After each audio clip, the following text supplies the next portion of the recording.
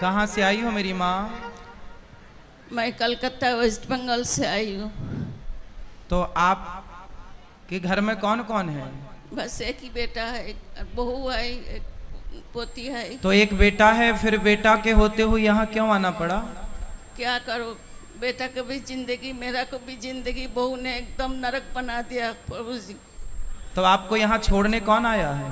छोड़ने तो मैं तो पहले एक हफ्ता पहले मैं आई थी, फिर आप लोग का आदेश के अनुसार बेटा को भी जाके बोला जी देखो चलो हमको वहाँ ठिकाना लगा दो, गुरु जी के चरण में बाकी दिन हम मेरा को बिताने दो, तुम जाओगी तो अब मेरा को रख लेंगे।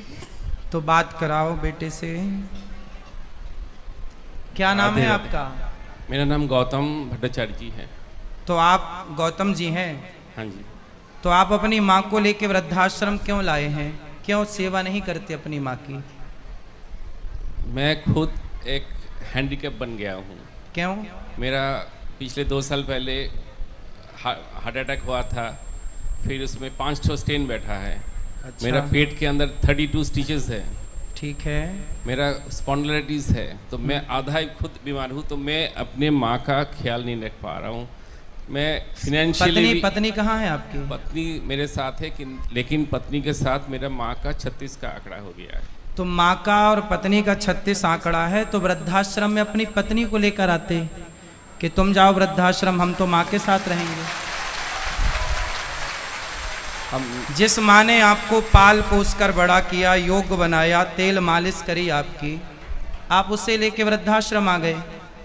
बीमारी आपने बताई, तो बीमार आप माँ के लिए हैं, पत्नी के लिए बीमार नहीं है। उसके लिए ही बीमार हो। तो फिर पत्नी को छोड़ने क्यों नहीं आए वृद्धाश्रम? उसको बोलते तू चल वृद्धाश्रम, हम तुझे छोड़ने चलते हैं। जब माँ की और पत्नी की नहीं बनती तो आपके हिसाब से किसे छोड़ना चाहिए वृद्धाश्रम में? पत्नी को तो छोड़ना चाहिए था। फिर अगर मैं मतलब physically strong and financially strong रहता तो मैं ये स्टेप ले सकता था, लेकिन मेरे पीछे ही एक और आदमी चाहिए, तो मैं माँ को तो कैसे? पत्नी तो है, पत्नी है जो पति को भी संभाल। यदि ऐसी स्थिति है कि चलो पत्नी आप कमजोर हैं, आपको बीमारी है, तो पत्नी अपने पति को भी संभाल सकती है और अपनी सास को भी संभाल सकती है। क्या दिक्कत है? क्या ये दास अनिरुद्ध 278 माओं को उसकी सेवा नहीं कर रहा है? यदि हम 278 माओं की सेवा कर सकते हैं तो आप और आपकी पत्नी मिलकर आपकी एक माँ की सेवा तो कर सकते हैं ना। आपकी बेटा बेटी है आपके? एक बेटी है। तो एक बेटी भी है आपकी? हाँ जी। और बेटा नहीं है। तो बेटी है, तो बेटी का तो ख्याल रख ही रहे हैं ना बीमारी में भी? वो तो रखे हैं। तो फिर माँ का ख्याल रखने में क्या दिक्कत थी? कितनी जगह चाहिए माँ को घर में?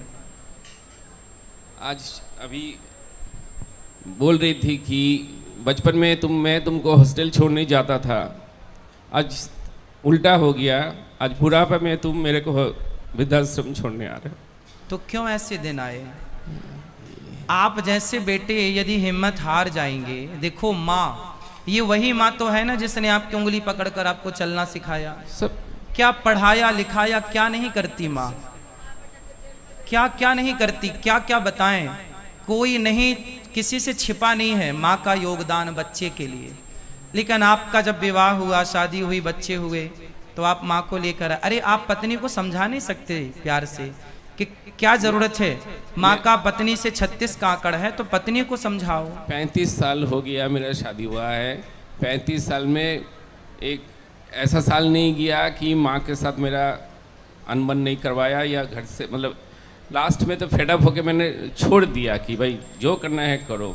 मेरे को पुलिस का धमकी दिखाता है कि मैं मतलब आपकी पत्नी को आपकी माँ बिल्कुल पसंद नहीं है? बिल्कुल नहीं तो क्या प्रॉब्लम था? एक ही लड़का हूँ ना, कोई इसका देवर है, ननद है, कोई नहीं है, एक माँ ही मेरा है। अगर सास 2 बर्तन रहेगा तो आवाज़ होगा, और सास कुछ बोल दिया तो। अब चलो देखो, यदि सारी पत्नियां ऐसी बोलने लग जाएं कि जी अपनी माँ को वृद्धाश्रम छोड़ कर आओ, तब तो पूरे भारत की व्यवस्था ही बिगड़ जाएगी। बिल्कुल। सनातन संस्कृति की तो पूरी व्यवस्था ही बिगड़ जाएगी। ये तो बहुत ही मैं खुद इसको पाप मान रहा हूँ कि मैं अपने माँ को ऐसे जगह छोड़ के आ रहा हूँ, ड्यू टू माई, मतलब मेरे वाइफ के वजह से मेरे को ऐसा करना पड़ा। तो आपकी वाइफ आई हैं?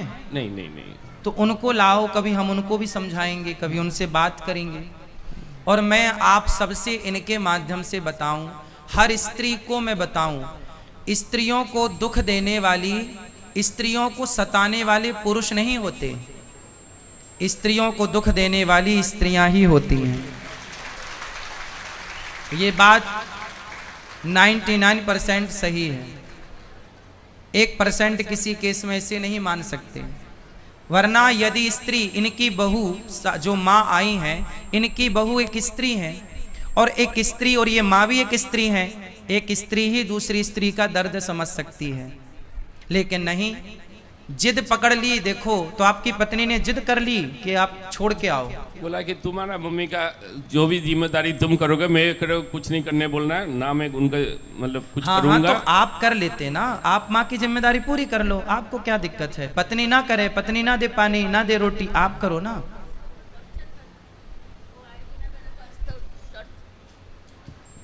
अगर वो आएगी मेरा को कुछ करेगी ना, तो उसको ऊपर टॉर्चर करेगी, खाना नहीं देगी। अच्छा, ये आपकी सेवा करेंगे तो पत्नी इनको टॉर्चर करेगी? इसको टॉर्चर करेगी, और बोलता ज्यादा करेगी तो तुमको पुलिस में, क्लब में जाके बताऊंगी जो तुम्हारा माँ मिलके मेरा को टॉर्चर कर रहे हो, और पुलिस के जाके कंप्लेन करेंगे, जेल में माँ बेटा को जेल में भर देंगे। देख लो जरा, आजकल कानून भी ऐसे हैं कि स्त्रियों की सुनवाई ही होती है। वो कुछ कहेंगे तो ये माँ बेटे जेल चले जाएंगे। बोलती रहती, इसलिए कानून अंधा है। अब आप ही बताइए कि इस माँ को न्याय कौन देगा? ये कानून देगा, ये बेटा देगा, या इनकी बहू देगी, या समाज देगा? कोई नहीं देता। गुरु जी आपके चरण में मेरा तो स्थान। हम तो मैया आपकी सेवा करने को तैयार हैं, हमें कोई दिक्कत नहीं है। हम तो केवल अपने इस भाई को समझा रहे हैं कि तुम जो कर रहे हो, पत्नी को ही समझाओ। और मेरी हाथ जोड़ के प्रार्थना है हर स्त्री से, आप ऐसी सिचुएशन, ऐसी स्थितियां पैदा ना करें कि एक पुरुष अपनी माँ को लेकर वृद्धाश्रम छोड़ने आ जाए। चलो, ये पुरुष ये माँ को वृद्धाश्रम, बात कराओ भैया से, ये अपनी माँ को छोड़ने वृद्धाश्रम आए हैं। अब आप बताओ कि ये आपने पुण्य किया या पाप किया? पाप किए हैं। पाप किया, बिल्कुल। अब बताओ कि यदि ये पुरुष पापी हुआ तो इसको पापी बनाया किसने? इनकी पत्नी ने। जबकि पत्नी पारक्षणे धातु से पत्नी बनती है। कहते हैं जो पत्नी अपने पति को पतन से बचाए, पाप से बचाए, उसका नाम पत्नी है। जिस पत्नी के कारण पाप करना पड़े, ऐसी पत्नी से भगवान बचाए। ऐसी पत्नी से भगवान बचाएं। ऐसी पत्नियां होनी चाहिए जैसी आपकी हैं। चाहोगे 7 जन्म का वादा किया है? बिल्कुल नहीं। हाँ, बिल्कुल नहीं। 7 जन्म का वादा नहीं किया? 7 जन्म का वादा किया था, लेकिन ऐसा पत्नी एक जन्म में ही मेरे को हड्डियों में, मतलब क्या बोलते हैं, दुब्बो हमारा बंगाली में बोलते हैं, ये जी, दुब्बा उगा दिया जी। तो 7 जन्म में कभी भी मैं ऐसा वाइफ नहीं चाहूंगी। तो 7 जन्म की कोटा उसने 1 जन्म में पूरा करेगा।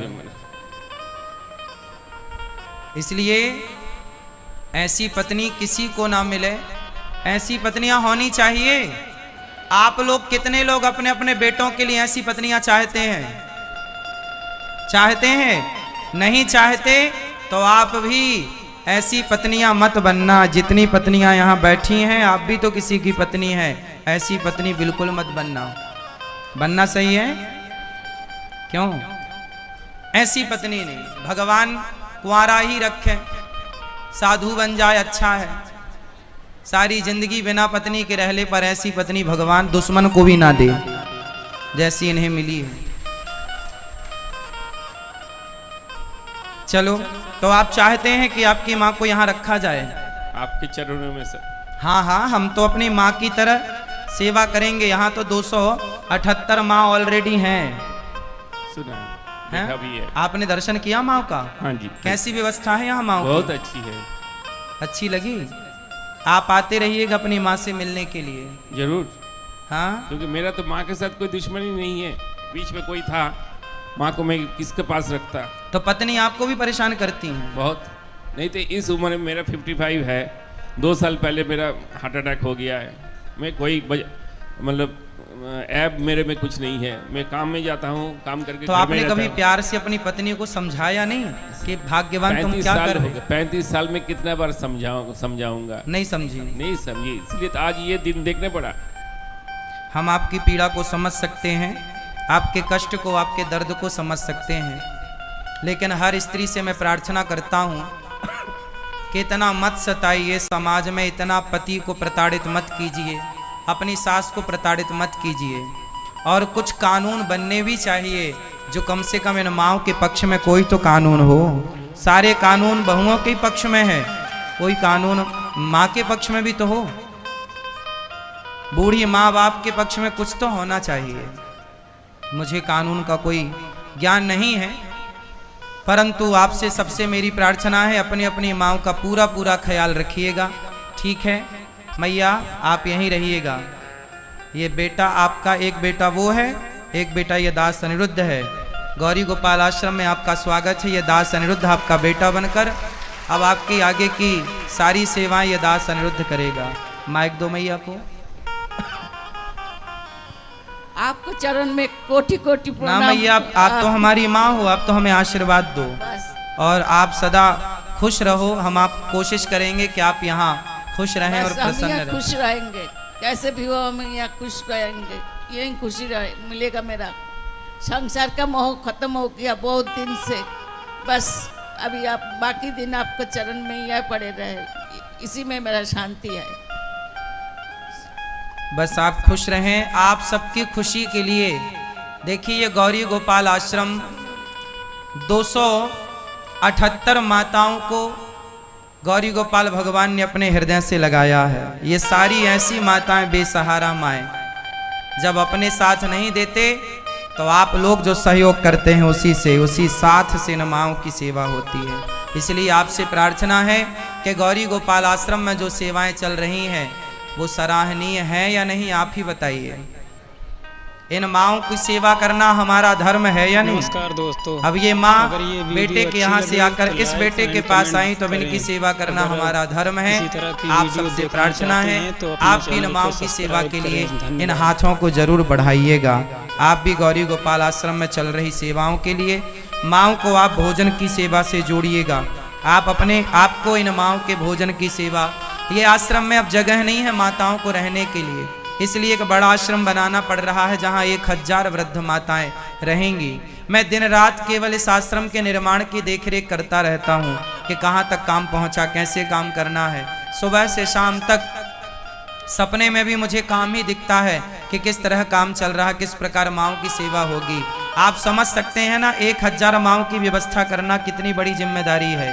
तो आप चाहते हैं कि आप भी इन माओं का दुख दर्द कम कर सकें, आंसू पहुंच सकें, तो इस आश्रम के निर्माण में आप भी जरा सा सहयोग कीजिएगा। एक ईंट का ही, एक बोरी सीमेंट का ही, एक रूम का ही, एक कमरे की छत का ही, जिस लायक ईश्वर ने बनाया, कंधे से कंधा मिलाकर चलेंगे ना तो अच्छा रहेगा। आपका ये भाई, आपका ये बेटा समाज की सेवा के लिए यदि खड़ा है तो आप सबका भी प्यार और आशीर्वाद मुझे चाहिए। ठीक है, खुश रहिए मैया, आप रहिए। मैया को कराइए व्यवस्था, तुरंत कराओ। आप भी आते जाते रहिएगा, माँ से मिलते रहिएगा, ठीक है? अपना मोबाइल नंबर दे के जाइएगा, कभी कोई ज़रूरत पड़ी तो आपसे बात करेंगे, ठीक है? मतलब आपकी माँ को जब अति वृद्ध हो जाएंगी, जब अंतिम समय आएगा तो हम आपको सूचना करेंगे ना, तब के लिए मोबाइल नंबर दे के जाइएगा, तब की बात कर रहे हैं। और आइएगा माँ से मिलने। कुछ बच्चे तो छोड़कर जाते हैं, माँ का अंतिम दर्शन करने भी नहीं आते, पर आते रहिएगा।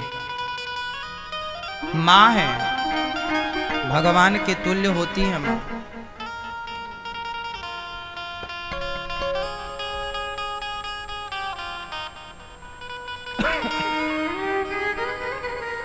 गौरी गोपाल आश्रम में ऐसी सेवाएं चल रही हैं जो आप सब देख पा रहे हैं। कुछ बेटे ऐसे होते हैं जो माँ का बिल्कुल भी ख्याल नहीं रखते। यहाँ छोड़ने के बाद बच्चे, कुछ बच्चे तो फ़ोन तक यहाँ के नंबरों को ना ब्लॉक लिस्ट में डाल देते हैं। एक माँ की मृत्यु हो गई थी कुछ दिन पहले, तो बेटे को सूचना दी गई थी कि बेटा आपकी माँ का अंतिम दर्शन करने आओ। बेटे ने मना कर दिया था, हमारे पास समय नहीं। चलिए, आप ये बच्चे अपना कर्तव्य कर रहे हैं, हम सब अपना अपना कर्तव्य पूरा करें, धर्म पूरा करें। हमारा तो धर्म ही है, एक ही संकल्प, एक ही नारा, और सेवा ही है धर्म हमारा धर्म तो सेवा है। इसलिए गौरी गोपाल आश्रम में जब आप सहयोग करते हैं तो आपका एक एक रुपए बिल्कुल सही जगह जाता है, और आपको उसका किए का पुण्य भी भगवान निश्चित देते हैं कि आपने सही जगह अपने सहयोग के हाथ बढ़ाए हैं।